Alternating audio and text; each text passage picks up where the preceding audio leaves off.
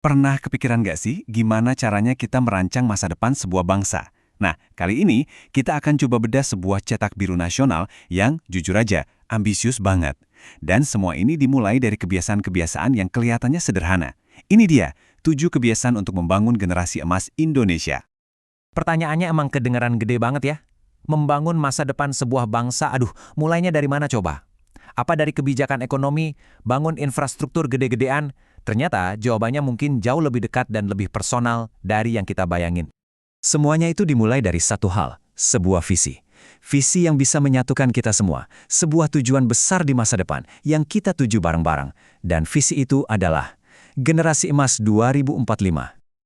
Oke, kita bedah dulu konsepnya. Generasi Emas 2045.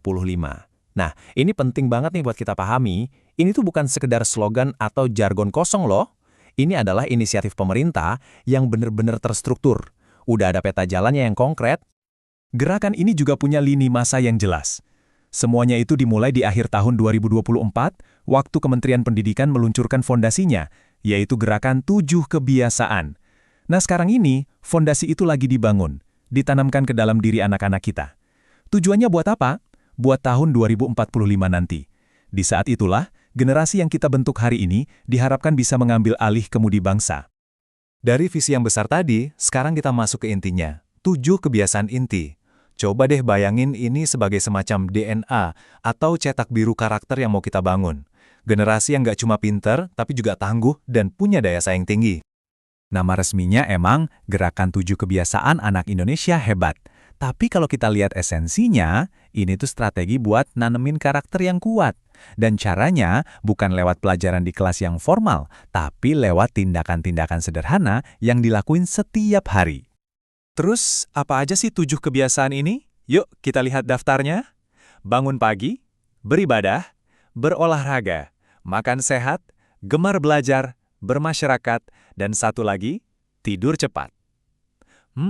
Kalau dibaca satu-satu gini, kedengarannya sepele banget kan? Tapi justru disitulah kekuatannya. Di dalam kesederhanaan inilah fondasi dari segalanya dibangun. Biar lebih gampang dipahami, coba kita kelompokkan ya. 3 yang pertama ini semua tentang disiplin harian. Bangun pagi, biar kita yang ngontrol hari, bukan sebaliknya. Beribadah buat membangun kompas moral di dalam diri, dan tidur cepat ini penting banget buat mastiin mesin tubuh dan otak kita punya waktu buat pulih dan berkembang. Selanjutnya, pilar kedua, pertumbuhan dan kesehatan. Olahraga, ini jelas ya, buat membangun badan yang kuat dan pikiran yang jernih. Terus, makanan sehat sebagai bahan bakarnya. Gini deh, yang satu itu mesinnya, yang satu lagi bensinnya. Keduanya nggak bisa dipisahkan.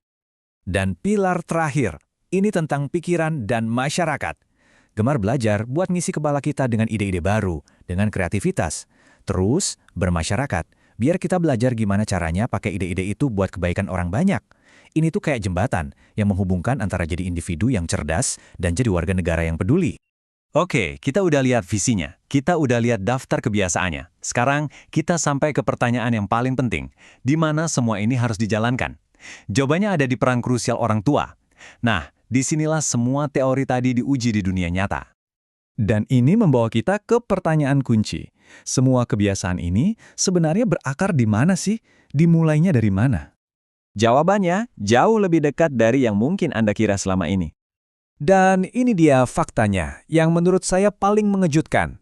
5 dari 7 kebiasaan ini akarnya itu bukan di sekolah, bukan juga dari program pemerintah. Kendali penuhnya ada di rumah. Coba deh kita pikirin bareng-bareng artinya, kebiasaan kayak bangun pagi, beribadah, apa yang dimakan anak-anak kita, kapan mereka tidur, ini semua kan keputusan dan contoh yang terjadi di dalam rumah. Ini artinya, secara efektif, yang jadi ujung tombak dari gerakan nasional ini tuh orang tua, bukan guru atau pemerintah. Dan ini bukan cuma interpretasi loh, pemerintah sendiri yang bilang secara resmi, peran orang tua sangat krusial untuk mencapai tujuan gerakan 7 kebiasaan anak Indonesia hebat. Ini tuh kayak sebuah mandat, sebuah pengakuan bahwa masa depan bangsa kita ya dimulainya dari keluarga. Jadi, sekarang mari kita tarik benang merahnya. Gimana kita membangun masa depan Indonesia? Jawabannya adalah dengan mengubah rutinitas harian yang kelihatannya paling biasa menjadi sebuah warisan untuk bangsa. Nah, ini dia koneksi yang paling penting. Di satu sisi, ada tindakan-tindakan kecil setiap hari, Alarm yang bunyi pagi-pagi, buku yang dibaca sebelum tidur, makanan yang ada di meja makan. Di sisi lain, ada sebuah tujuan nasional yang super besar, Generasi Emas 2045. Dan garis lurus yang menghubungkan keduanya cuma satu kata, konsistensi. Jadi kesimpulannya benar-benar jelas dan kuat banget.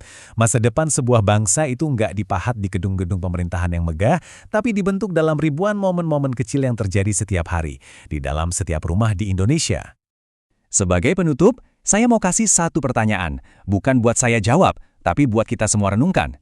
Kalau seandainya kita cuma bisa mewariskan satu kebiasaan saja untuk generasi berikutnya, kira-kira kebiasaan apa yang bakal kita pilih?